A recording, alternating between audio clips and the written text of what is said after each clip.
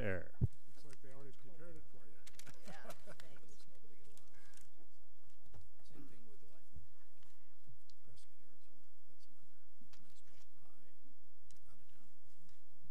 another nice truck high out of town. Live in 5, 4. Good evening and welcome to the North Idaho College June 27th. I had to check my watch just to make sure what date it was. 2012 Board of Trustees meeting. At this point in time, I'd like to have everybody join me for the pledge salute.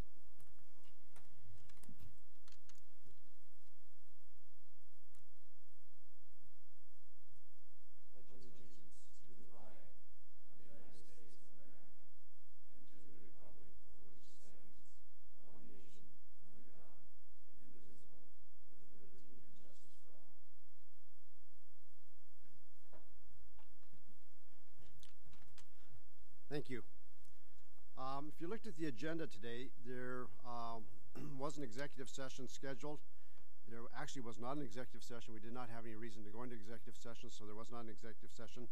So at this point in time, we are convening a board meeting, and I'm calling the meeting to order. At this time, we do have a verification of quorum and introduction of guests. I don't see any guests. Councilman Dan Gukin, welcome. Nice to see you. Yes, we do have guests. We have other guests too, but you're elected a guest, so that matters. Minutes. Did everybody have a chance to review the minutes from the previous month's meeting? And if so, I'd like a motion to approve if there are no changes. So move. A motion to approve the minutes. Is there a second? Second. Moved and seconded. All in favor say aye. Aye. Opposed? Minutes Mr. Chair, was that both sets of minutes? both sets of minutes, correct, yes. So May 23rd. There was a 23rd and, yes, 15th. there was 2 sets of minutes. Thank you. June 15th. June 15th, correct, for the budget meeting. Public comment. We only have one person signed up, and that is Gary Stark. Gary, come on down.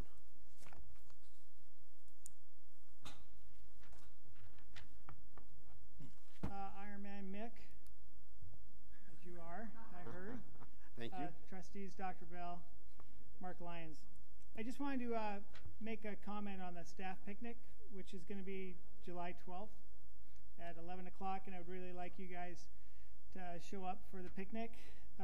One thing that we're doing again this year, following with what Alex Harris did last year, is filling Alex's SUV with plastic garbage sacks or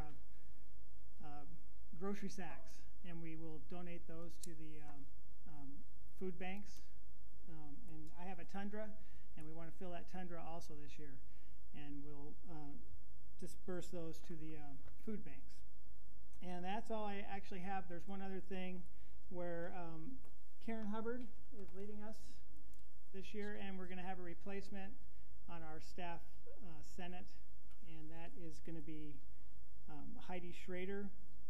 And we're really going to miss Karen and her professionalism. She's just been great, and I wanted to make that comment too. So, Tell us the date again. I don't want to miss this. it is 12th. July 12th, Time and place? 11 o'clock, and we'll be at the Children's Center stage. Perfect. Good place for a picnic. Great. All right. Any questions for Gary? Thank you for the invitation. Thank you. Now, I saw that Dan Gukin did sign up. Did he not want to speak?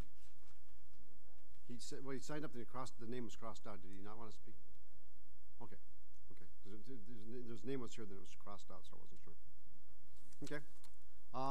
No other public comment? Celebrating Success, the Firefighter Academy. Mike.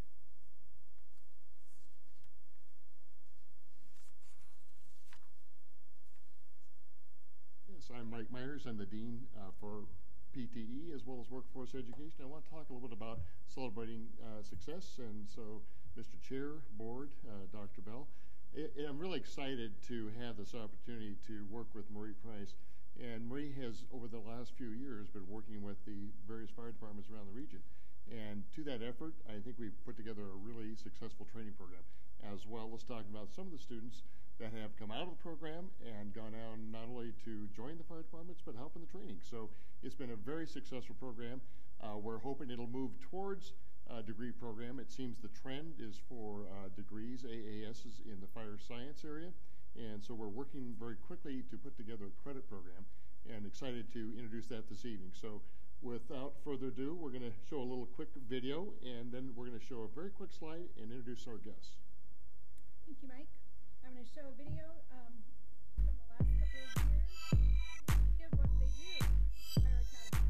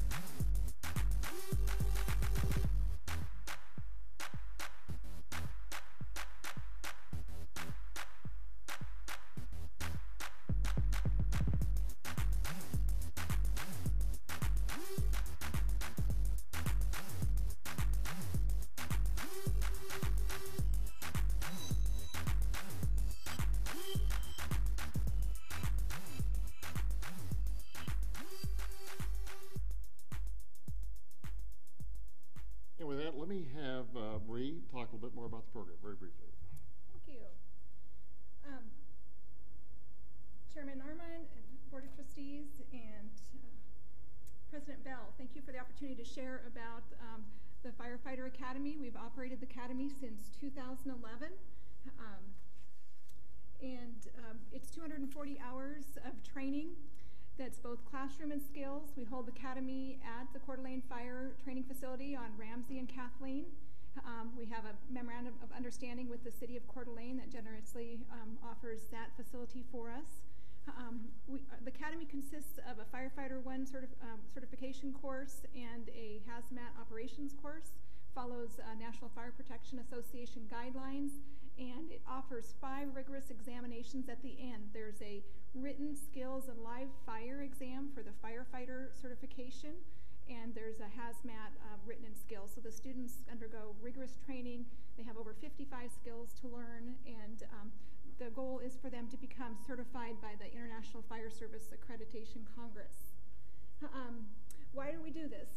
Because a lot of the students and kids here want a career path towards firefighting, and we actually were approached by the fire service to offer this course here, and we want to grow our own.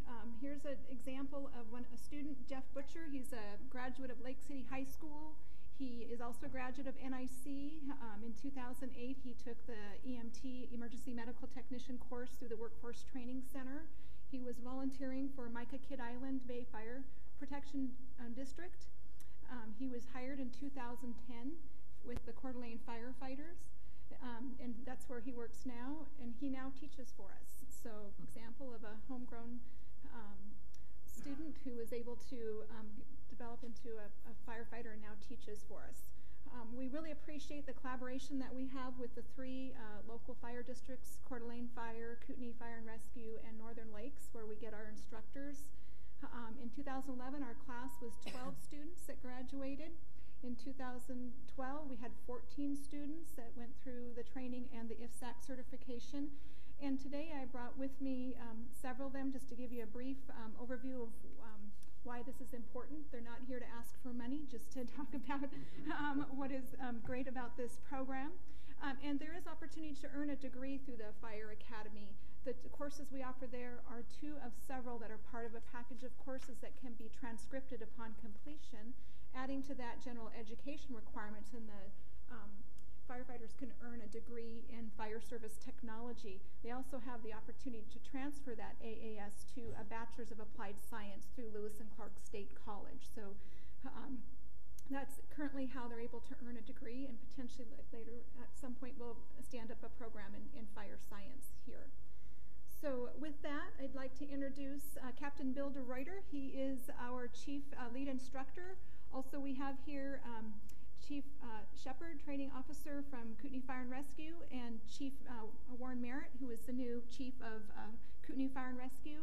And we also have 2 students, Mike Cummings from the Kootenai Fire and Rescue, and Cody Wright, and he's with Timberlake Fire Protection. Hi, good evening. Thank you for letting us introduce our program.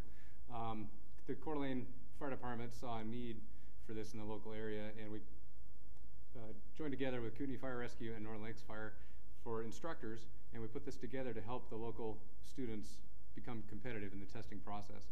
To become a firefighter, it's a very rigorous testing process, and the better you can train, the more you can do before you take those tests helps out a lot. So we're helping the local students become more competitive in the testing process. We're putting out quality students. We hear back from them all the time, so thank you. And could I have Mike and Cody come on up and share with them? Cody was in the class of 2011. Mike just graduated from class of 2012, and just thought they could share a word about how the course has benefited them. I'm Mike Cummings. I'm with Kootenai County Fire. I reserve with them, and this is a course that we just got to have because just like everyone else and myself, we're looking for a full-time job, and this is one of the steps that we need to take to get it. Yeah, I did my EMT, and now this fire training was a lot harder than I thought it was going to be. But the instructors put together an awesome class, and all of them were very eager to teach, and I just believe this class is well put together and needed. Good afternoon. My name is Cody Wright. I'm a full-time firefighter with Timberlake Fire District up in Athol. I'm also a volunteer with Northern Lakes Fire District in Hayden area. And I'd like to thank you for this opportunity to come and speak with you, but I'd also like to thank the instructors and NIC Workforce Training Center for putting this course on. I was in the initial course in 2011, and it's needed in this area. Up to that point, several local departments would pool their resources and train firefighters, and it was on a, for lack of a better word, haphazard and not really a reliable schedule. And what that meant was that those firefighters were trained, volunteers were trained at a lower level just to get them through and into the firefighting service. But now, with IFSAC certification through NIC Workforce Training Center and Coeur d'Alene Fire Department, it's fantastic. It not only presents an opportunity to make our firefighters safer, but that in turn makes our communities safer that we serve. And that in conjunction with the goal setting that we all personally do, and who doesn't want to be a firefighter when they grow up? Maybe a few of us. I certainly did. And here I am at age 40 going through a Firefighter 1 academy. But that academy is very well put together and very responsive also. Captain DeReuter and his crew of trainers have been incredibly, listened to us incredibly well, put forth some suggestions as to how to improve, and I've seen those improvements in the 2012 academy, as far as testing, as far as making the academy more like a job interview, because as Captain DeReuter mentioned, this process of getting a career firefighting job is very rigorous and very competitive also.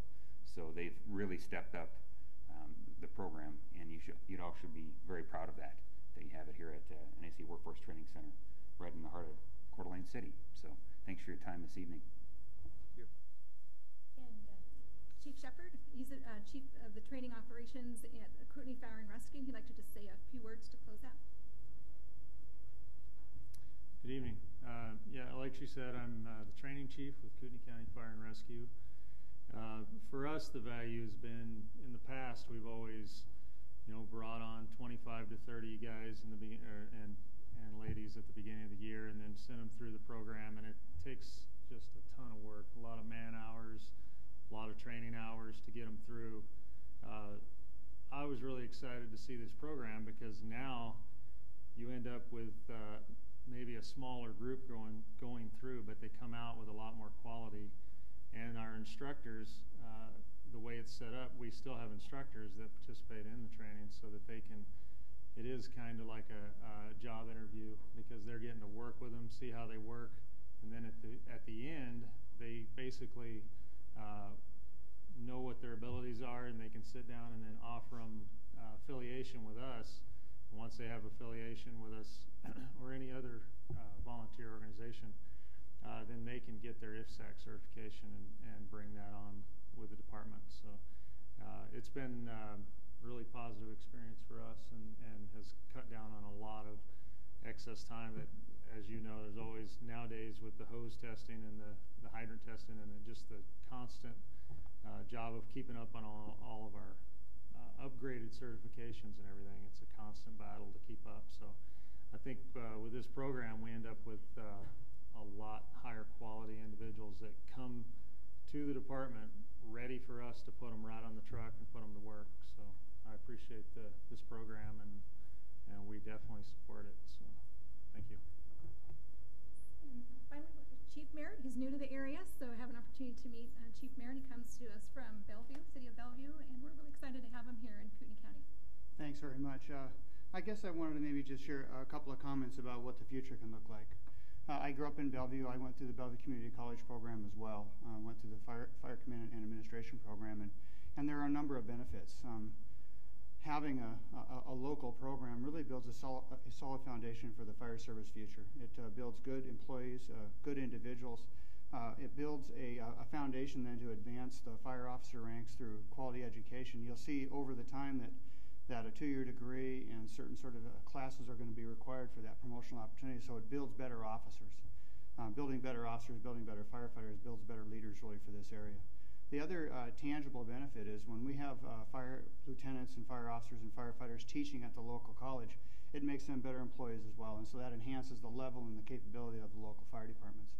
I have been an adjunct instructor at the Bellevue Community College in Fire Command Administration and Fire Tactics, and I can tell you that as an instructor and working at that level, it makes me a better fire officer as well. So I wholeheartedly support a local program that builds this sort of resource, and Kootenai County Fire Rescue, along with the other fire departments, stand ready to support this effort in any way that we can in terms of affiliations and professionalism and things like that. So I do appreciate the opportunity to talk to the Board of Directors tonight, and thanks very much for your time.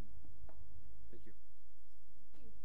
I can just want to thank you, gentlemen, too, for your commitment and dedication. We couldn't do it without the cooperation of the local fire departments. They've done an outstanding job in being partners with North Idaho College. So I think this is a great example of community collaboration for the good of the community. So thank you. Questions? Marie, you can't walk off that quickly. What's that? Can you describe just briefly where you get the curriculum from? Is this developed on some national standard, or is it something that has been developed locally, or is it a combination? Can you? These are national standard courses that are taught throughout the country, and actually the emergency services training at the state of Idaho provides the firefighter certification. Comments? Yeah. Go ahead. I had one more question, and that was, do they play the theme music when you're going through these activities? They need to. They do that in the morning when they're doing their PT, right? Thanks. Other questions for Marie? Thank you. Marie, I just have one question. What's obviously your class size looks like it's about a dozen students, is that right? Mm-hmm. What's the placement rate for those 12 or so students that come out of it? Is it fairly high? We had a variety of students. Some students were already affiliated in either a volunteer position. So we had Timberlake, Northern Lakes, Kootenai Fire. So we had about 4 or 5, about half that were affiliated. The others are individuals who want to get into the fire service. The placement rate, it takes time to get into the fire service. So this is not a program that immediately places people necessarily in a full-time job as a firefighter, career firefighter. A lot of them have to affiliate as a volunteer like Mike is doing. Cody, you have a full-time position. He started out as a volunteer, and now he's full-time. So it makes them a little more competitive, so that when they go to those interviews and when they apply, seeing that they have these accreditations already in place is going to put them at the top of the list. So that's the natural progression is to go through a class like this, then go volunteer, and then try to get on as a full-time. Is that correct? That's generally it, yes. And what's the demand in the is it just Kootenai that has the full, or Coeur d'Alene that has the full-time firefighters? Is that right? Or how many different districts have full-time firefighters?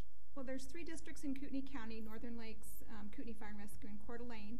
And of those, Kootenai Fire and Rescue has the greatest number of volunteers. You have, I think, 45. Is that correct? 45. Actually, 58 needed. Okay. So they're always needing volunteers, and this is a good feeder for the volunteer program.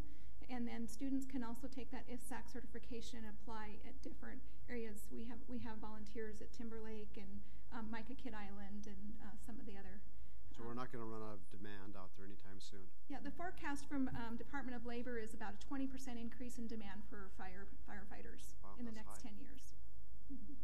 Question? Or I was just going to say that we used to have 80 to 85 reserves all the time and volunteers, and now, I mean, that's substantially lower. So we're always wanting more volunteers, always, and it's just gotten harder and harder to keep up your level of training to stay with it, you know. So I think this might help bring back more guys that are better trained to be able to stick with it and stay with the program.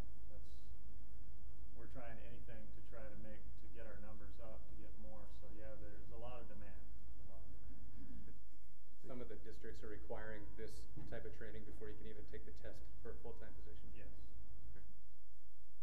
Great. Any other questions? Marie, Mike, thank you. Thank you. Thank you. Firefighters, thank you very much. Thank you for your service to our communities. It's invaluable.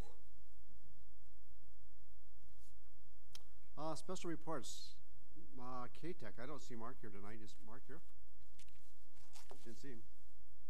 Okay, moving on. No K-Tech report. It's June. Everybody's thinking about other things.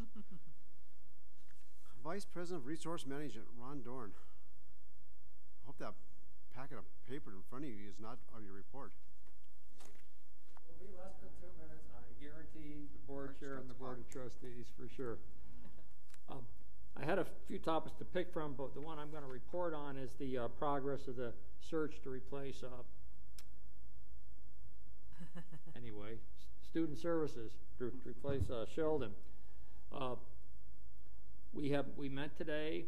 We had set up phone interviews for 8 candidates, 6 today and 2 tomorrow. We went through 6 today, and we have 2 tomorrow, and then tomorrow afternoon or Friday morning we, as a group, will decide how many that we want to recommend to bring for on-campus interviews. And right now those on-campus interviews will be set up for the week of the 9th of July. And by the end of that week, I would obviously hope to make a recommendation to Joe on what the committee thinks, and then he can make his choice if we're fortunate enough. Out of the group today, I think we out of 6 we interviewed, I think right now we feel there's 3 of them that we can bring forward out of that group, and I hope to get at least one out of tomorrow's group. A wide variety from a lot of different places. There's 11 people on the committee. There are 2 faculty, 3 from student services. Jim, you watch my addition on this, okay? 4 from student services. Facilities, Bill McElver from facilities. Jim Perez is on the committee. Al Williams is on the committee. Myself, and I'm not sure if I left anybody off of it, but that's pretty close to 11. So it's pretty. Oh, our ASNIC president is on the committee. So we're pretty representative of folks that person will work with, and I think it's a good group, and I'm happy with the progress. Great. Thanks, Ron. Any questions for Ron? Thank you, sir. Next up, Jim Perez.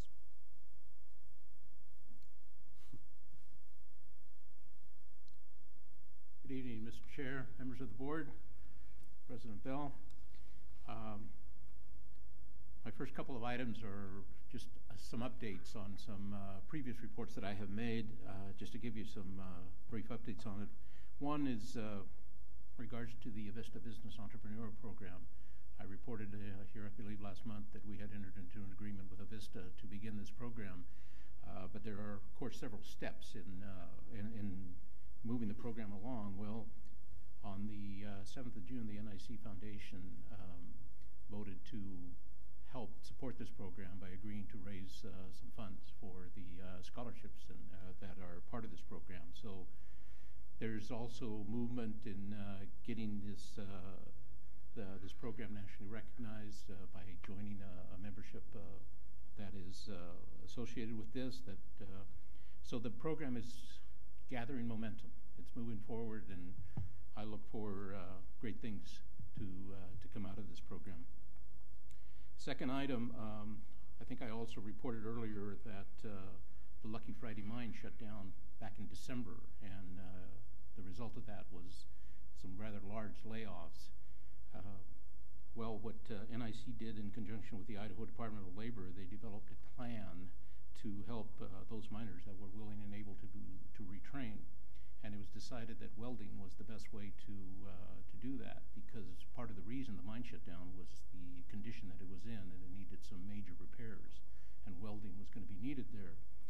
So the program was put together, offered for these miners that were laid off, and on June 5th of this year, 9 of those former miners were awarded certificates in various skills of welding at NIC Silver Valley Center after they completed a 160-hour, 10-week welding program, and they were hired back to put those mines back in shape. So that's just an example of the flexibility and nimbleness and the quickness by which NIC can respond to demands like that. The third item is I just want to share with you that I know we're still in June, but we've begun work on developing the Convocation Week for next August. That is, of course, the week where that will fall on August 20th through the 24th, and as usual, we will use that week to welcome back faculty to the campus, to introduce new employees, and it looks like we're going to have quite a few new employees.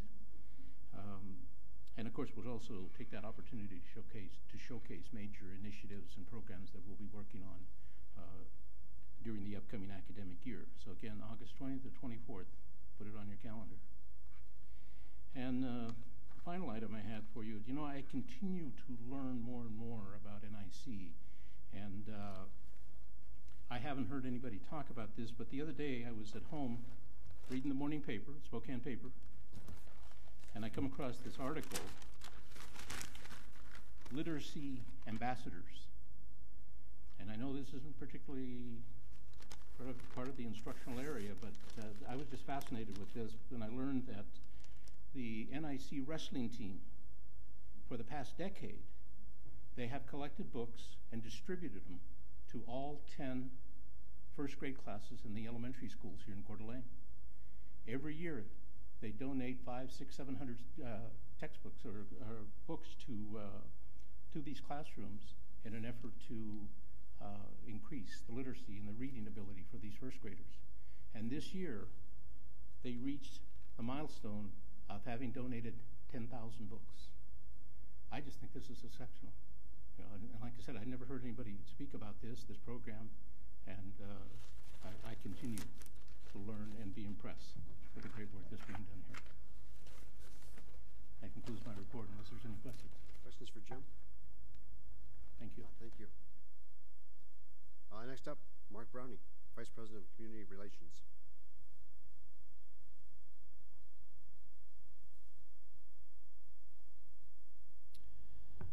Members of the board, President Bell, good to see you all. Good to see you, President. Welcome back. It's nice to have you here on campus. So, thank you for your participation and attendance today. For those of you that were at the ribbon cutting for Phase 1B, I was pleased with the turnout. It was a beautiful day. Chamber of Commerce Day. We had a member of the chamber there. I think that's why. So it's great to celebrate those successes, and I think it's important, and good partnership there. Ron reported on the student services search. We're working on the Vice President of Instruction search. We had our full committee meeting today where we took the list of 78 applicants and narrowed it down to a list of 10 with 5 alternates that we want to do telephone interviews with. We're in the process of setting those up. The candidates have ranged from the furthest northeast and southeast, northwest corners of all 50 states.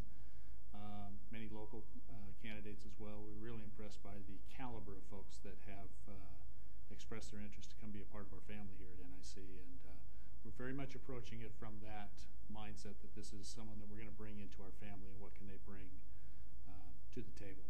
So we have a strong representation from the instruction and faculty side as they work very closely with these folks, and we have plans to incorporate some of the other departments around campus that aren't directly at the table at this point, but during the interview process when they are on the phone side and when they come to campus to visit, that we'll bring some of those folks in as well. So we're on track to have those phone interviews done by the second full week in July, with the third. We'll have the on-campus interviews and visits done and our list forwarded to President Dunlap by the 1st of August, which is our goal. So we'll be able to welcome another not nearly as handsome face to the table for Vice President of Instruction, but certainly hope to have a new face here soon. So I know Sheldon has the watch running, and I had, what was my time, Steve, that we took bets on the end of the meeting, and I think I had 7:34 or something like that. So as we were out on the corridor today, there was some discussion about signage, and we've been working with Trustee Meyer on that. I just wanted to briefly, without taking a lot of time here, say that it's a very important part of what we do in terms of branding and communicating with the public. Signage is you can't place enough importance on it. So we want to move quickly, we want to get the project done, but we want to make sure that we don't create more need for new signs here existing already on campus for funds that we really need to use elsewhere for some of our other programs. So when we're looking at how to position those and where they go and wayfinding and all of that, we're working very closely with Trustee Meyer on that. And I know a number of you were involved in those discussions today too. Very quickly, back to the hiring subject, we have finished our interviews for the new marketing coordinator. Stacy Hudson, our Director of Marketing and Communications, has been leading that effort. I've been a committee member, as this is Stacy's undertaking. She put together a terrific pool. She's got some very good applicants, and I think if she doesn't make the offer before the end of the week, it'll be made the first of the week, and any one of the 5. But there was unanimous consensus among the committee, and if this person takes it, we're going to be very lucky to bring a member into our more immediate family. So the last thing I have, and I know, Sheldon, I'm over time, but it's now show and tell. Every month I stand up here and I brag to you about how awesome communication and marketing staff and the great things that they do. And this month is no different. But I thought, I sent you out an email a while back, and you may or may not have read it. And if you didn't, I understand. That happens. So are you going to show us the new app? I'm going to show you the app. So how many of you have smartphones? How of us can operate them? I'm not asking that question. I have a dumb phone, but this is my phone. And coming up? Oh, tech support. Where's the teenager? Worked on my iPad. I downloaded it. So. Good. It should come up here. No? Mr. Chair, maybe while Mark is doing his techie thing, I could join in on the signing reference that he... There it is. Whoop, I'll let you go ahead. All right. How many of you have an iPhone or an iPad? A couple of iPhones, 3 iPhones? For you Droid users, the app is coming. If not by the end of the week, the first of next week, it will be in the Droid marketplace. So what you do is you go to your app store, you type in wherever you, oh, my keyboard's hooked up, so I can't do that. Just type it in your search, type in North Idaho College. The app will come up. It's a free download. We don't charge anything for it. We're about affordability and access here. And once you download that, where did I go? There it is, right there. So, it is an iPhone app. If you're downloading it on a tablet, so an iPad tablet, iPad 1, 2, or 3, there's a button down here at the bottom called 1 time or 2 time. Just blow it up so that it goes up twice. This is something that was developed in our office as part of the statewide Blackboard contract. Melissa Mawini developed this. This was done right here on campus, and I think it's terrific. So you have access to courses. You can pull up whatever you want to. Let's say you want to take a course this fall. You pull it up, you load it. You want to go evening. You want to take one of Jamie's courses online. You want to get started a little bit later. These are all things that you can do, and then you just scroll through, and well, nobody really wants to take math, but we'll take a look at it. This is all available to you. This is part of our effort to really connect to students in the manner in which they communicate. Most of us are probably more comfortable with the old school catalog, which we still print, and thank you for passing the budget so we could get the catalog out. But this is how students communicate. You'll watch them walk up and down the streets, and the zombie attack has happened, right? They're all walking around like this everywhere they go. Their face is in their smartphone now. This is how we get to them.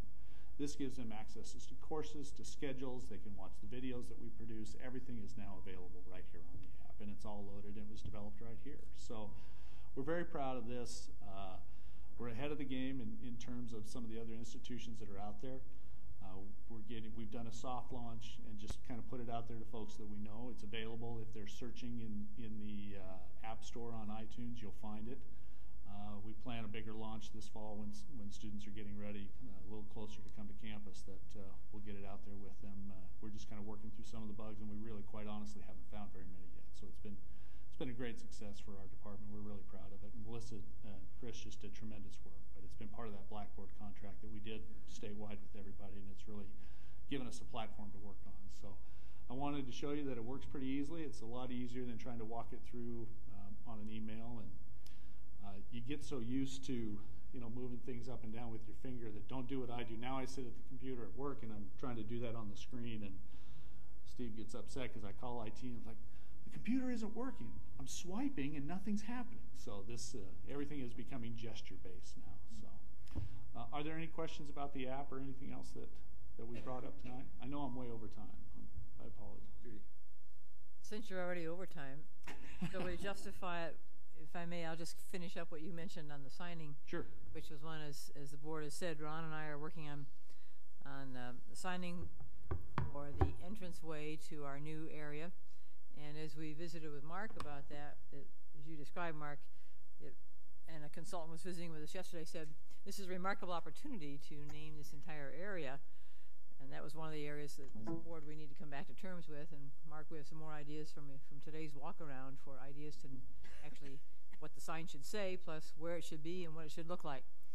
So I would suggest to the board that any ideas you have, now's the time to share them with me or Ron or on to Mark. We want to do it in as wise and long-term a fashion as we can. And so we'll be thinking some more about that, working with the campus folk here, and acutely aware of weather by fall that we talked about with Ron when we walked it today. So the update is things are percolating. It is an awesome opportunity and responsibility that to set the tone and the theme for what the campus will feel like as you enter it is what we're working hard on. Great. Any other comments or questions for Mark? Mark, thank you. Last report for Sheldon. Mark did mention that we had a little pool going on when the meeting will be done, and this is just evidence of what measures some people will go to so to be accurate on their guess.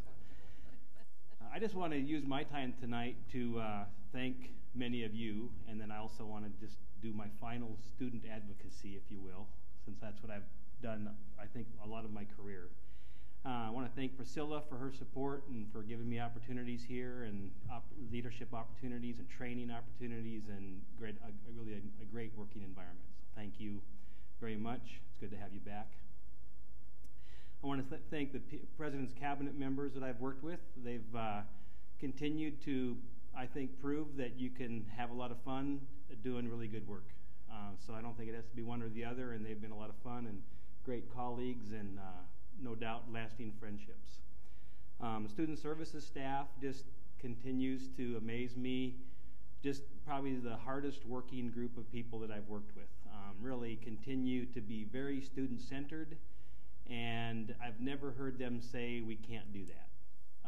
They are the kind of people that continue to just add stuff to their plate and continue to do good work and serving students well.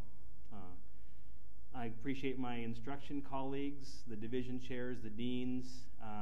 I've probably not worked anywhere else where student services and instruction have worked so well together, and that doesn't oftentimes be the case. I mean, oftentimes there's a lot of angst there, and I haven't had that here, and I just think it's a tribute to people's willingness to work together for a common cause, and I think that's really been encouraging and makes it easier to come to work every day.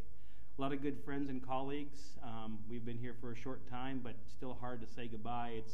It's all about the relationships and just our committed colleagues and staff on campus, our dining staff and our custodians and our facilities staff, and just all of our good friends and colleagues that continue to make this place go. Our students, I just am amazed by the stories that we hear, even tonight from some of these people that are training to be firefighters and stuff, just hearing their stories and seeing local people doing really well and cool stuff. It really makes it a lot easier and a lot of joy to be an administrator at a place like this. And finally, you trustees, I appreciate it's been a good experience for me to be in a situation where you have locally elected trustees because you're all local. And I've worked places where your trustees come from all kinds of places to gather around several times a year, and it's been neat to see all of you in the community and in leadership positions in the community and having influence with others and seeing your commitment to our students. It's been really encouraging, and it's a lot easier for administrators when you know your trustees have such a commitment to student-centeredness. So that's been encouraging. My advocacy is one of the things that we can do to support NIC students is to support NIC staff. So I would be one of those advocates that would say, on behalf of the staff sabbatical policy, one of the things that we can do to better serve students is to invest in our staff.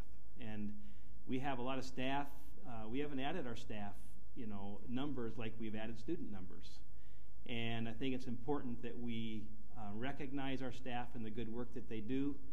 And I think that one of the things that we can do is invest in them. It sends a strong message when we invest in them because they are the ones serving students directly. So I would advocate for that policy. I'd be happy to answer any questions that you might have. Questions for Sheldon? Comment. Again, I want to say how much we all appreciate you. You've done a tremendous job.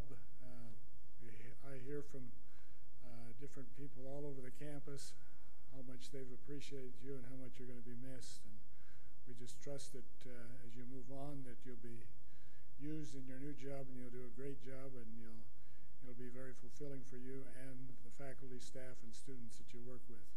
Thank you, Ron. Any other questions for Ken? Again, just a comment, Sheldon, in the short time that I've had a chance to know you and to watch you in your endeavors, it's clear to me that you're one of those individuals who your talent and your ability will take you many places. You've already achieved a great deal, but I see a lot in your future, and I'm very proud of you, and I want to thank you very much for the opportunity to get to know you. Thank you, Ken. I've enjoyed it as well. I'd like to echo that too, Sheldon. I think, it's amazing that we have seen two of our vice presidents go on to be presidents at other institutions. That says a lot about this as a great training center.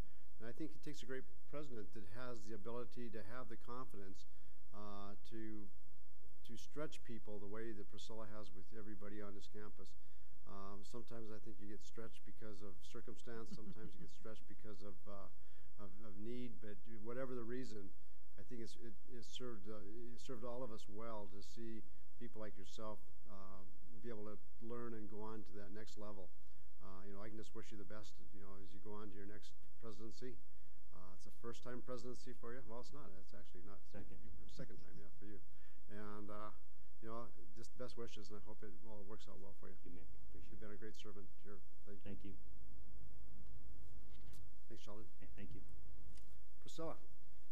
Thank you, Chairman Arman and members of the board.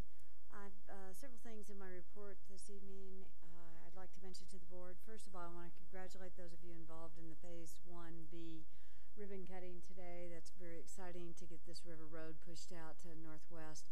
And finally, after all these years, NIC not only has easy access to get into the campus and to leave the campus, but also we're much safer if there's any emergency, and that's been a phenomenal accomplishment.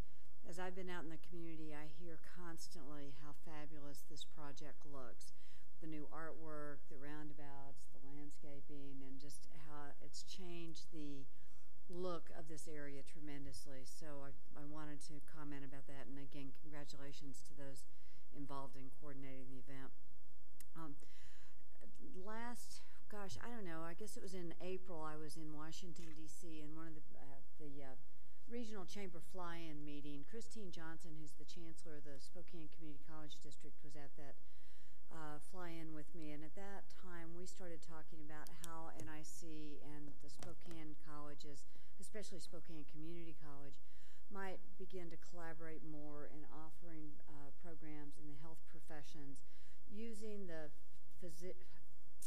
physical therapist assistant program model that we are implementing now with NIC, the umbrella accredited institution, and College of Western Idaho, College of Southern Idaho, and Lewis Clark State College being sort of satellites.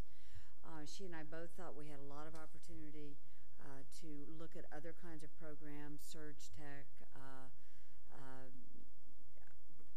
Right now I'm blocking on cardio tech. I should not forget cardio tech at this point in my life.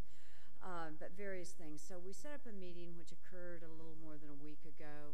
Not Shannon? Oh, it was postponed. Well, we will reset the meeting. That didn't occur a little more than a week ago then. I was not able to go because, as you know, of emergencies in the family.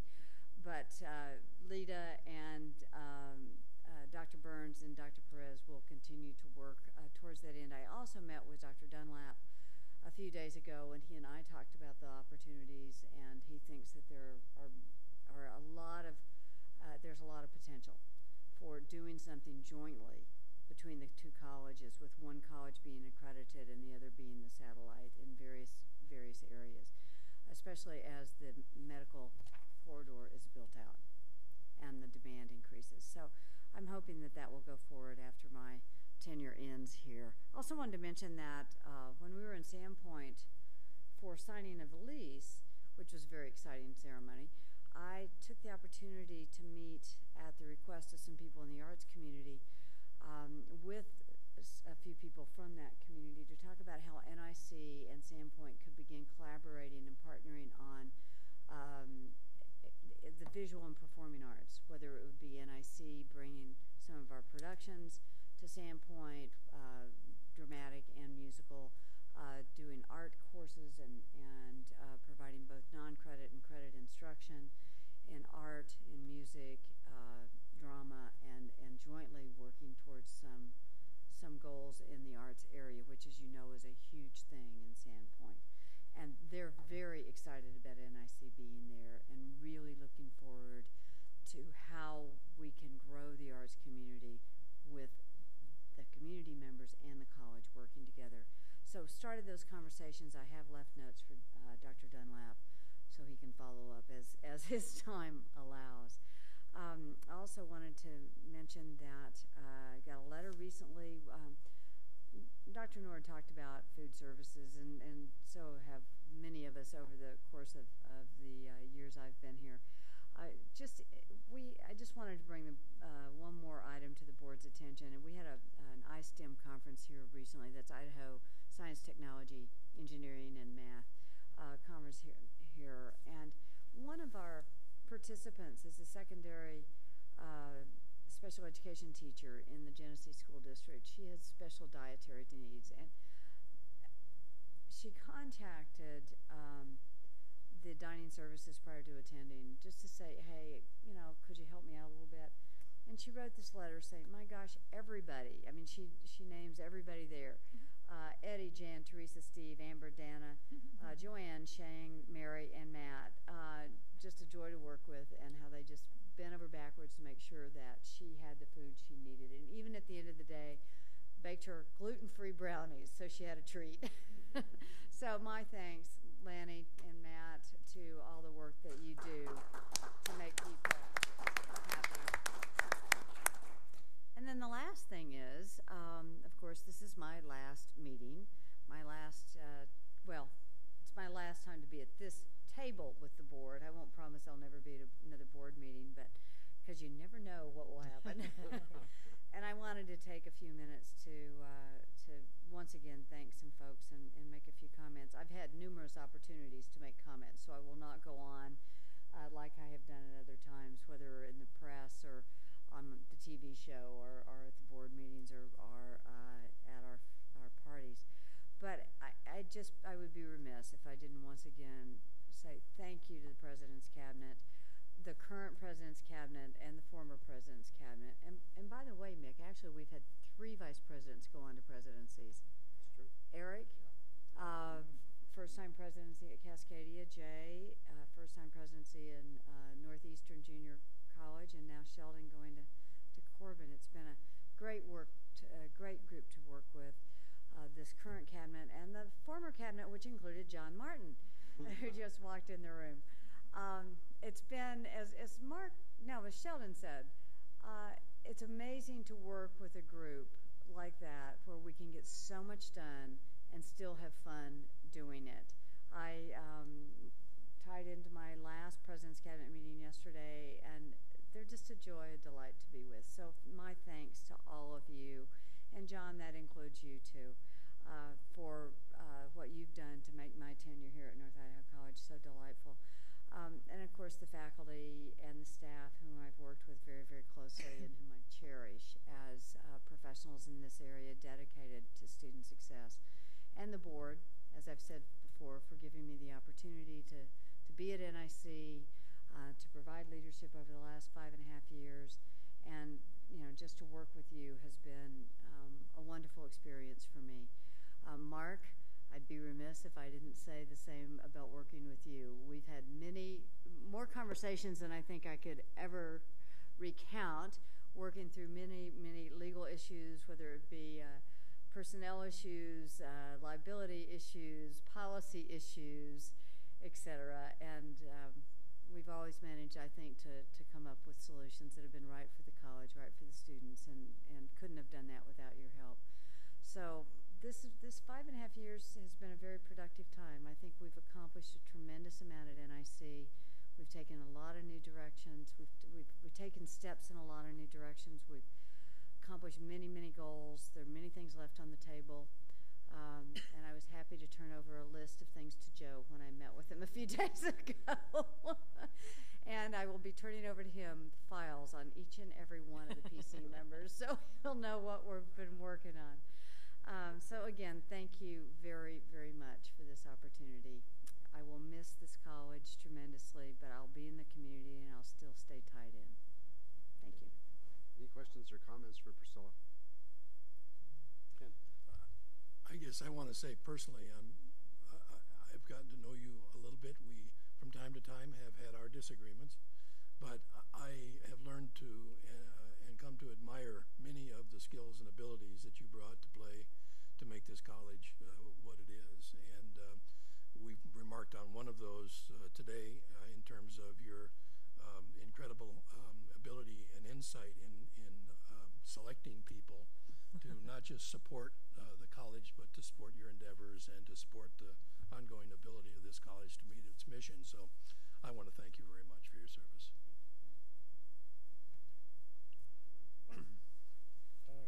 Since I've made some remarks remarks before at your farewell. I'll keep it short, but again, I want to say how much I've appreciated you as a professional to work with, as president of this institution, but also as a friend to me and to Kate during a very difficult time, and I trust that we can do that in return right now for you and Jim. But you have meant a lot to us, and I trust you'll never forget that. We won't. Another thing I just want to mention is sort of a side thing. You were reading that letter from Food Services in the recent political campaign. I only had time to do campaigning, I think, 4 times that I went out because we were so busy with the budget, with the graduations, trying to hire a new president and all those kind of things. But I learned some interesting things on those 4 times that I did go out. I went to the homes of 4 different people who work here on this campus. I had no idea where they lived. Found out that back there in the back, I have a new neighbor. I'd been there a year and I didn't even know it, just down the hill from me. And it's good to have you here, Mr. Meyer, as well as being a neighbor. Another one, why it came up when you were reading that letter, is I came to Eddie's home, and we had quite a discussion. And in the discussion, I thanked him for the wonderful meals that are served to us as board members month after month. And I still say they'll compete with any restaurant in town.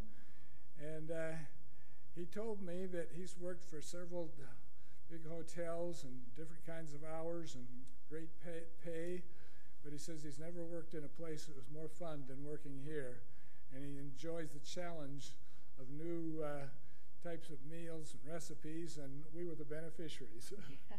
So I say that because not only do we appreciate you and the job you've done as the president and our involvement with you, but it's been said of you numerous times that Priscilla hires well.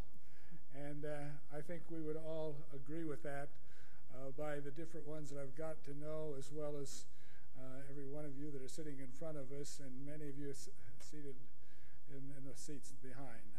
Thank you. Thank you, Ron. And having fun is one of the things we like to do. Yeah, thank you. I'm not being a member of the board, but being counsel for the college and working with you, Priscilla, I did want to say how much I have appreciated working with you. You did mention that we had a number of legal and issues that have occurred, that we've worked on a variety of issues. And in fact, we have worked on a number of some high-profile litigation, the mill site that I think we successfully worked through, and that pushed that along through your leadership. But I think what also needs to be recognized is there were a number of difficult legal issues that had the potential to grow into something that was more difficult. And I sometimes think that those things that we work on that don't make it in the paper and don't become great controversies, that's where, through your leadership and direction to me and our cooperation, that's where we do sometimes our best work. And I want to thank you for your leadership on those. You've been a great asset to the college and a great assistance to counsel for the college. So thank you. Judy? After all that, I want to be sure to say how pleased I am to have been part of the team that chose you in the first place, that we're glad that after all your hard work and as has been identified, all the good things you've done, you're going to stay in the community so that we will continue to benefit from your hard work. And that would be one of the things I'd want to emphasize is there was never any doubt Priscilla was plugging away from wherever she was, many hours longer than what would ever be visible to the public. And I think probably the most important thing we can wish you now is good health. And we're so glad you're staying in the community. Thank you. And I appreciate the wishes for good health. My husband and I have decided that we've had enough of the sickness part of it. Now we're getting to sickness and in health. Now we're moving to the in health part. Summer is coming and good health will come with it. That's right. I'll just close out by saying, Priscilla, I also would like to comment on the fact that I was privileged to serve with you the whole time that you've been here. I was here before, and I'm now going to be here obviously after, but it's been a joy to work with you. As board chair, sometimes you have a different relationship with the president than maybe other board members do, and you oftentimes have a lot more communication. And I've always felt that ours was very, very good. I've always felt you were a real friend, as well as just a great colleague too. I mean, it's one thing to work with somebody that's just a colleague, but it's another thing to work with somebody when you really feel that they're a friend and you feel like you can sit down and have conversations with them, and it's enjoyable. And that's what it's always been with Priscilla. The amount of accomplishment that I think that we've seen here in the last 5.5 years is something that we should really be proud of. And it's not just the board, it's not just the president, it's not just the administration, it's everybody. It's everybody from everybody on campus to everybody in the community to people that come here. I mean, we were at the ribbon cutting today, and I had 2 different people come up and tell me stories about when they've brought newcomers or potential newcomers into town, and they drive them around and they drive them by North Idaho College, and they're just wowed by what we have here, just in kind of the physical presence that we have. And that's not even understanding what we have as far as programmatical. But what we have here is a beautiful gem. I mean, we are the envy of a lot of other institutions around the country. And that doesn't happen by just happenstance. It happens because of the great work of all the people like yourselves. There is such a dedicated group. I mean, Sheldon, you talked about it. Jim, you talked about it. There's such a dedicated group of people that show up here every day and never say no. And it's led by Priscilla. And I think that's the greatest thing I can say about a president or any leader is when you can take your team and take them to the levels that we've seen. What we saw in the last 5.5 years, and you guys can witness this, or have witnessed this, is amazing growth. We saw growth that we never ever thought. I mean, I remember 6 or 7 years ago, we were doing campaigns to figure out how we were going to get people to come here. Then 3 years later, we're doing campaigns to figure out where we're going to put them. Now it's slowed down a little bit, but through that whole process, we never missed a beat. We went on, we sucked it up, and everybody came out for the better. And through that, we've added space, we've added programs, we've added faculty, we've added staff, we've added, not a lot, but a little bit. I mean, and the biggest thing is I think the few we've added, they've had to step up and really take an additional load, because we really kept a pretty lean, mean machine. But through that, the leader's been Priscilla, and I think that's the greatest testament is that when you go through a stress time like that and nothing breaks down, that's when you know things are working well. So thank you very much for all you've done. It's been a great ride, and good luck in the future. Thank you. It's going to be a great retirement too.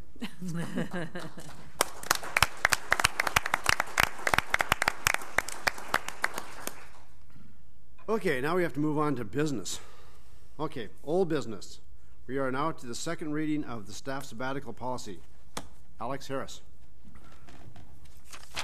Before Alex gets up here, I have a question on the PC here. Who's got 8:30 for beers?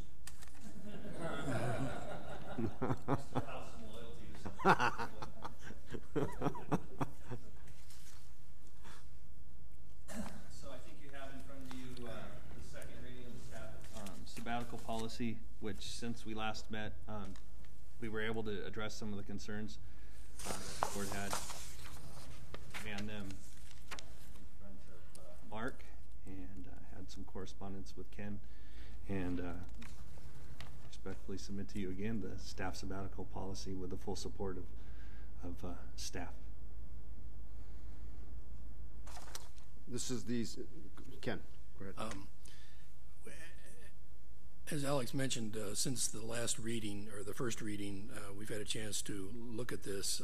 My concern the last time was one of making sure that the purposes of the sabbatical were properly defined. And as we looked over it, it seemed appropriate to take the purposes, which was originally proposed in the procedure, and move it to the policy, and remove the ambiguity of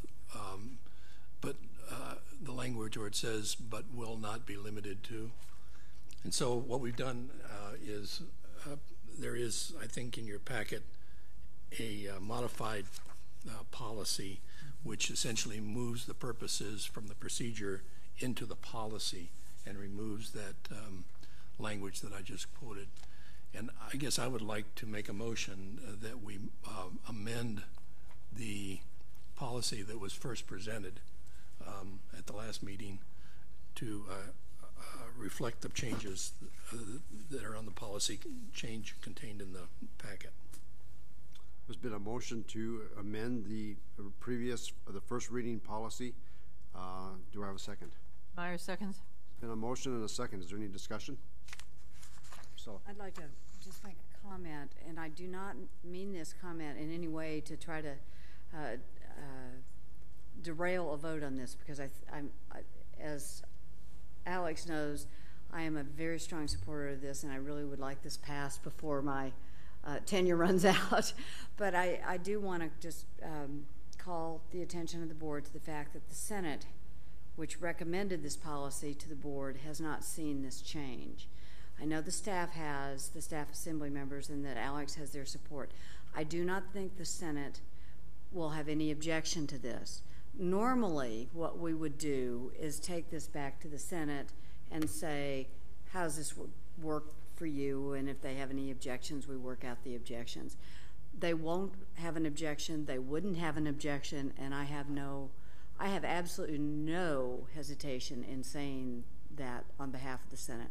In general, it would be better practice to get it to the Senate and let them review it. But we want this staff sabbatical policy passed tonight before I leave. So as I say, I do not want that comment to be an obstacle to the vote. Just, I think in the future, we'll try to make sure the Senate has an opportunity to review and reflect on proposed changes. Ken. That's really a very good observation, I think, on the procedure. And in fact, we looked at the procedure for making these changes to make sure that we weren't going to offend somebody. And the procedure specifically provides that we can modify at this meeting. So I hope we do that without offending anybody. But I think we're well within the procedure. And I was worried that maybe we would not be within the procedure as you've just outlined. But we are. So, but thank you for the comment. And I know the Senate is going to be fine with this. Not a worry. Ron? I too feel that the Senate would be in agreement with this, and it would be a problem. But if they should, then who do we blame? You for pushing it before. Yeah, blame me. I'll be gone. I'll do what most people do: blame the attorneys. That's it. Attorney. Alex. Attorney. I'm sorry. You would have to present this to the Senate, correct? Yeah, through some discussion with Mark about the procedures and if the board could do this, and I'm really comfortable with it. One of the things to add to that is since we have equal representation on Senate between faculty, staff, and then students are a part of it, one of the things that came through that is that if it's a staff-only policy, that only staff actually has a vote on it. We have input by everybody in the room, but only staff. As if there's a faculty-only policy, faculty only votes on that. So in running these changes by our staff assembly leadership, all the staff senators agreed to it and thought that would. So in a roundabout way, there is agreement for that, and I'm comfortable with pushing it forward with enthusiasm. Judy? So, Trustee Howard, you suggest that what we had before with procedure, you've now moved. So the only change that's occurred in the policy is the inclusion of purposes in the policy now that had before been in the procedure. That's not the only change. We removed the phrase where it says professional sabbatical activities in the original document. It says professional sabbatical activities may include but will not be limited to the following. We've now changed that to say professional sabbatical activities are limited to the following. So it specifically provides those items, plus there's a provision added that if sabbatical leave is requested for a purpose not included in the above list, the request may be submitted to the Board of Trustees for specific approval, so that there's room to modify the list if cause is shown. Now, those are the changes that were made that were a bit different than just moving it from procedure to policy. And quite frankly, as I read the procedure, it really was a policy statement that needed to be in the policy and not in the procedure. since as I understand it, the board does not vote on procedure. The only thing that we vote on is the policy. And then So that was an appropriate statement to have in the policy as opposed to the procedure. so your point on the motion is just for the policy. Procedure we happen to see so that we could see the changes. Correct. But we're not voting on that. Okay, thank you. Other comments? Any other discussion? We're just voting on the amendment. We're just voting on the amendment. So there's been a motion and a second to amend the first reading of the draft policy to the current new draft policy as stated in policy 3.04.08.01. All in favor, say aye. Aye. Opposed? So President get to vote on that one too? so the new policy now would be the policy 3.04.08.01 as amended. Is there a motion to approve the new policy? Do we amend the policy? You got a motion? Yes. Is there a second to approve the policy? Yes. Meyer seconds. Discussion? Seeing none, all in favor say aye. Aye. Aye. Draft policy 3.04.08.01 is now approved. May I make a comment? Yes. I think it's no coincidence that 3 major initiatives supporting staff have taken place on Dr. Bell's watch. That would be strengthening of the constituent groups through the changes to Senate, implementation of a fair and equitable staff salary structure, and now finally kind of the icing on the cake would be the staff sabbatical policy. So I'd like to personally thank Dr. Bell for her hard work on it.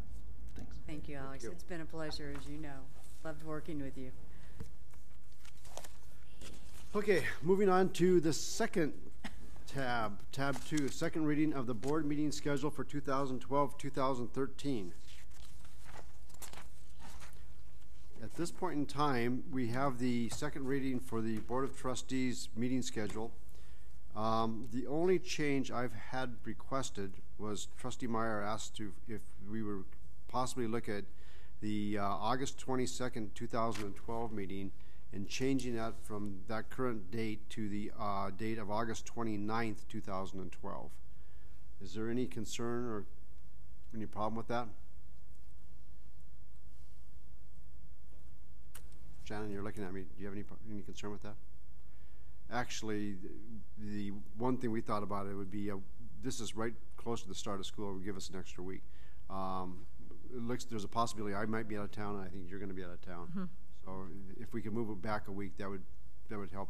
So at this point in time, I'd like to have a motion to amend the Board of Trustees 2012-2013 meeting schedule to make August 22nd become August 29th. Meyer will move that. Second. Any discussion? All in favor, say aye. Aye. Opposed? Okay, so we have an amended schedule. Now I need a motion to approve the 2012-2013 schedule. Motion to approve the schedule. Second. Second. Yeah. All in favor, say aye. Aye. Opposed? We have that approved. New business. First reading a revised professional services contract, policy number 7.01.04.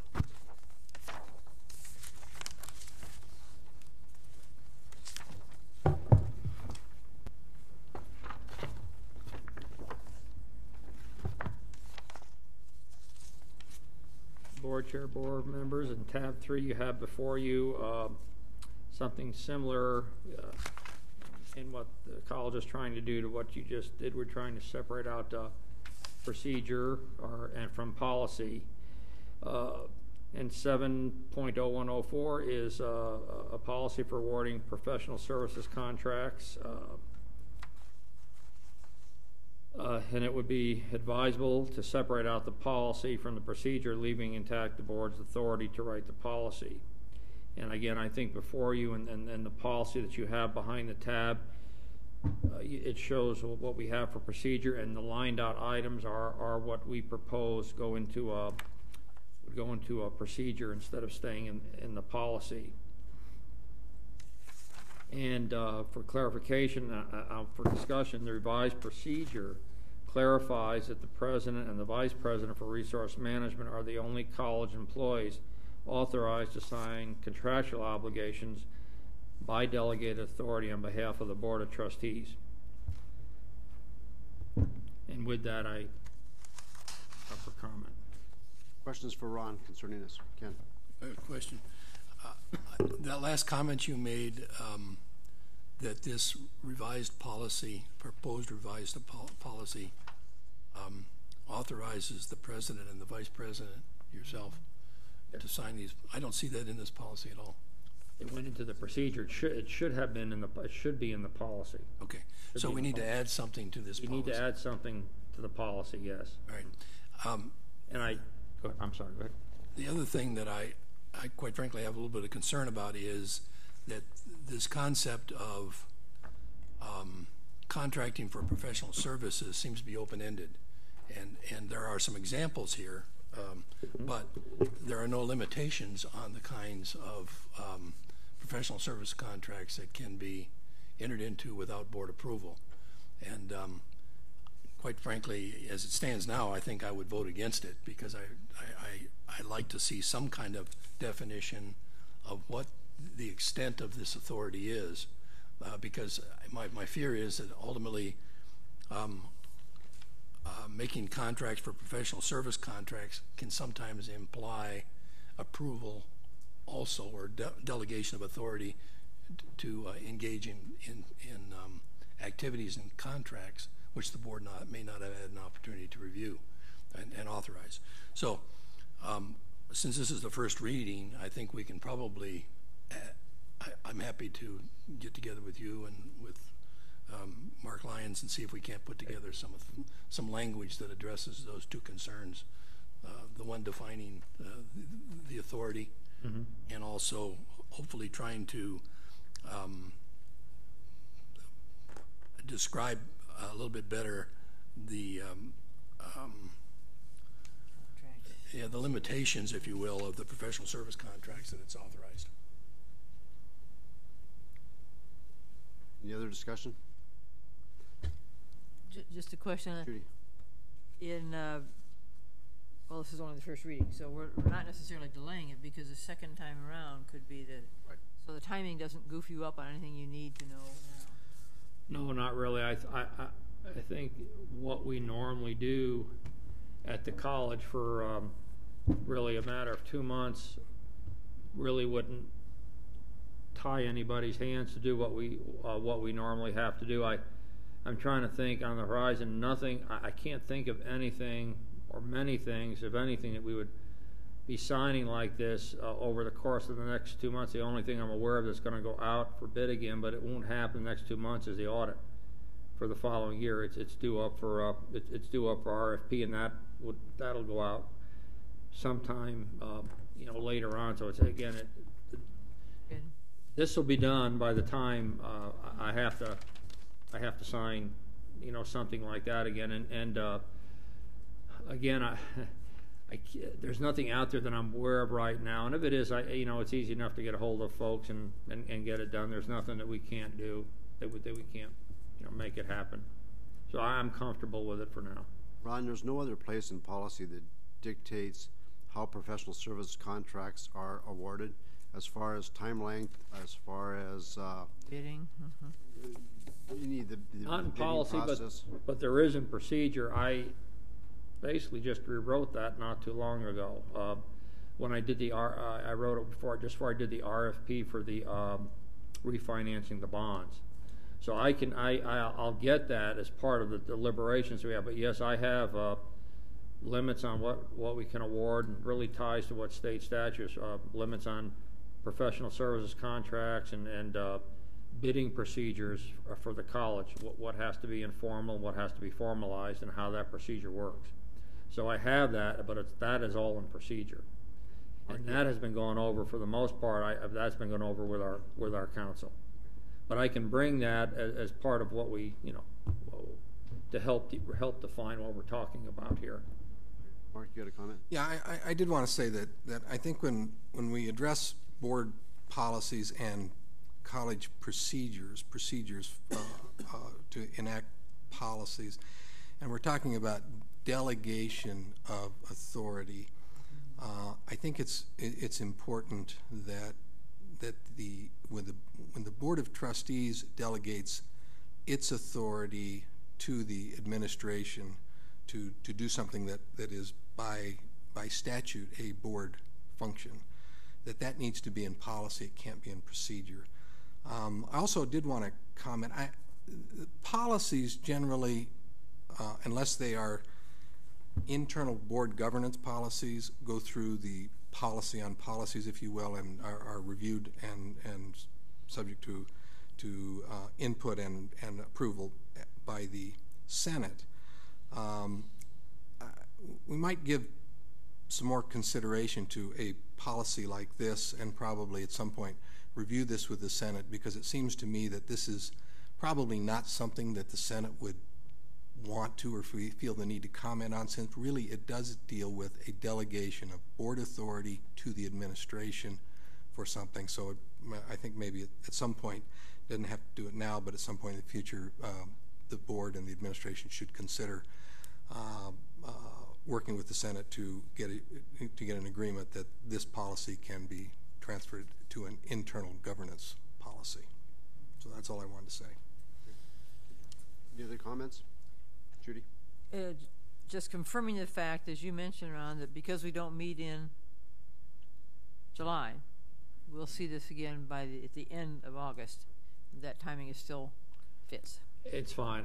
If anything comes up, I'll at least first start with both Mark and Mick, and we'll go from there if there's anything that we need. I just don't see it. There's nothing on the horizon that I'm aware of that it's going to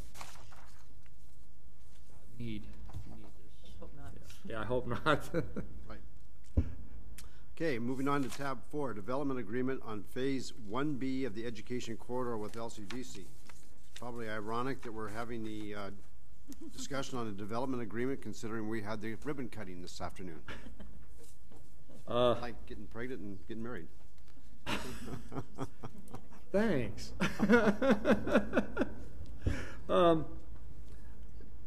Parts of this, if not all of this, I think the board has seen at one time or another. Again, this is one of those agreements that really comes out of the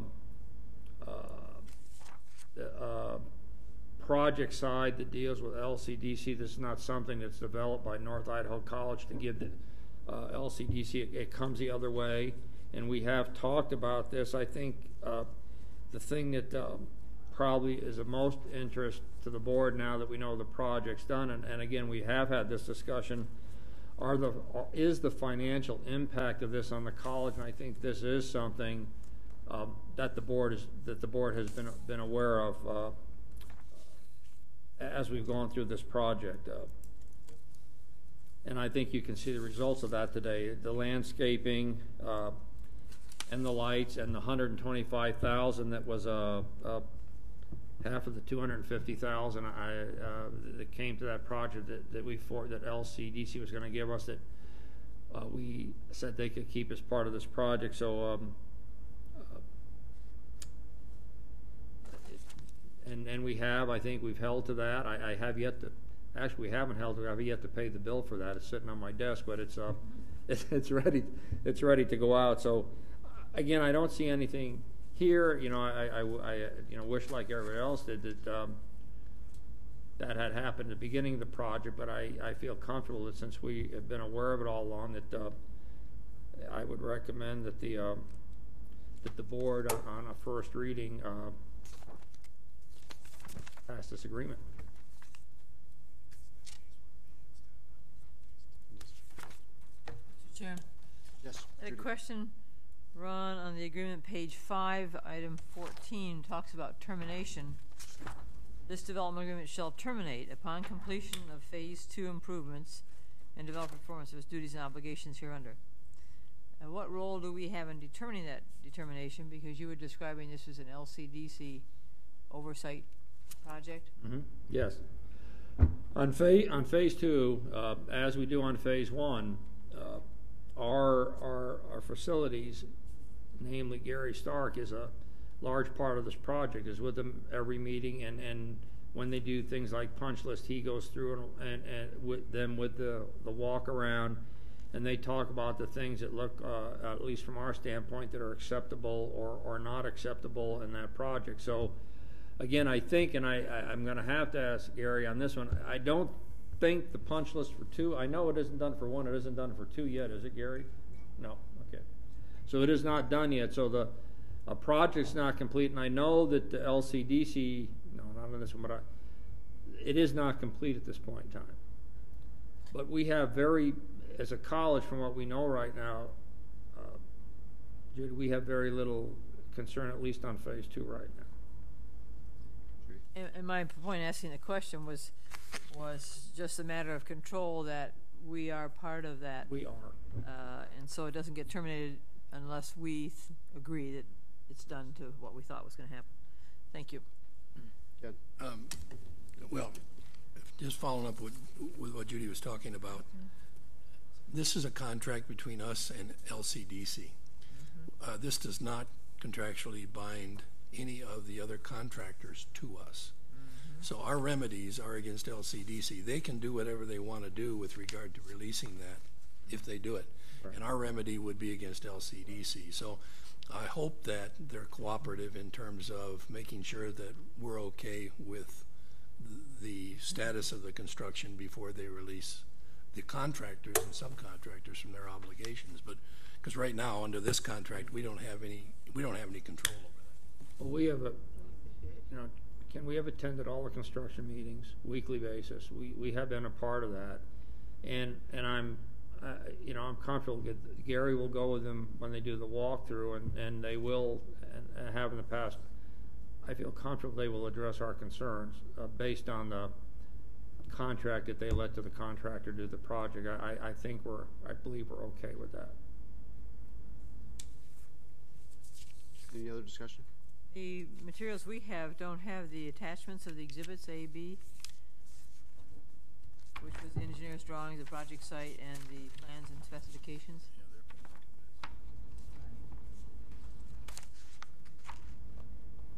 So we're moving this without having seen those things. We did review those a long time ago. And we have seen engineering drawings at one point in time. We have not seen. I don't know. I'm sure we saw all the plans and specifications. Nothing has changed in those. No. Time that from what we saw to what we had. So then Exhibit C is the part that we're focusing on tonight. Exhibit C is basically the financial part of it, yes. Which we have reviewed in the past.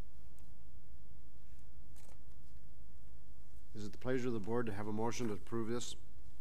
If so, I take it at this point in time. Yeah, I gotta tell you, I will make a motion to approve it because I think that we're at a stage of the construction where it needs to be finished up and we need to move on. But quite frankly, I hope that in the future we don't do it quite this way. I agree. And I guess I can't make the motion without saying that at least once, that I think that, to see this document late, to not, at least from my standpoint, never having had an opportunity to go over the plans and specifications has sort of led to some of the difficulties that I think members of the board have had with the construction, and I think we need to do it in a better way in the future. But having said that, I would move to approve the Phase 2 development agreement. There's actually a motion, I believe, to have the. You have to authorize the president. Make a motion to authorize the board chair and the president or acting president to execute the Phase 2 development agreement. Second. It's been a motion and a second to authorize the board chair and the acting president to authorize the Phase 2 development agreement. Is there any discussion? Just last one. Mark, I assume you reviewed this? I have. You're okay? It is patterned off of the previous development agreement that the college, Phase 1, that the college negotiated with LCDC with Phase 1, and It is the pattern. Some long time ago, months ago, if not more, the project was discussed in a board meeting, and the layout of it was discussed with the board members. One of the problems with this, I think, is just the length of time that has passed since the initial presentation of this project and the Phase 2 development agreement, which frankly comes to us from LCDC with the request that, we're coming to an end now. We need to tie this up, and basically it's one of those things that there's unfortunately a delay in time, but all the elements were discussed previously. So it's a little bit of a testimonial to the faith that the LCDC had and we had, that everybody would perform as agreed. It is a little bit untidy, as Ken has said, so I think we don't want to slow it down anymore at this moment. And since it's coming to an end, LCDC would like to just tie it up together and get this resolved. But certainly council has noted the board's concerns over this. So, if I could, I'd like to make one amendment to the motion, and that's that now that Priscilla's back, that Priscilla would be the president that would sign this and not acting President Ron Dorn. I think I said president or acting president. Yep. So. Right. Okay. It's covered. Okay, great. So the amendment's receded. So, all in favor of approving this motion, say aye. Aye. Aye. Opposed? This motion's approved. Thank you. Thank you, Ron. That is the end of new business. As far as reports go, board chair report, I only have a couple things. First of all, I will say that once again, it was a great day to be out on the campus at the River Avenue river cutting today. That is hard to say.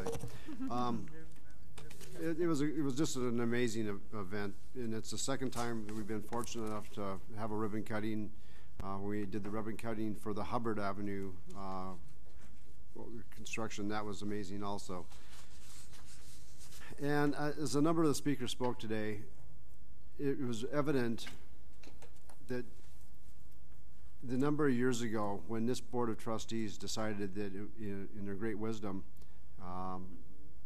that the future of North Idaho College was to grow and to expand into that property, it was absolutely essential that that property be acquired.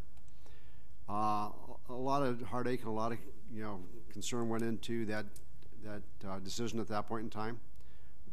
We paid the funds to we figured out the funds to pay for it through the generous time and talents of the foundation, and through a great working cooperation of North Idaho College and the foundation, we were able to acquire the property.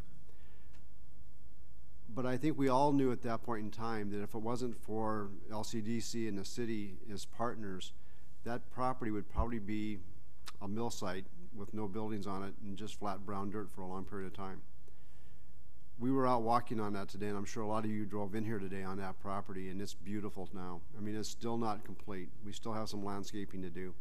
But within the next few weeks, that will be complete. The landscaping will be in. The roundabouts are completed. It's gorgeous.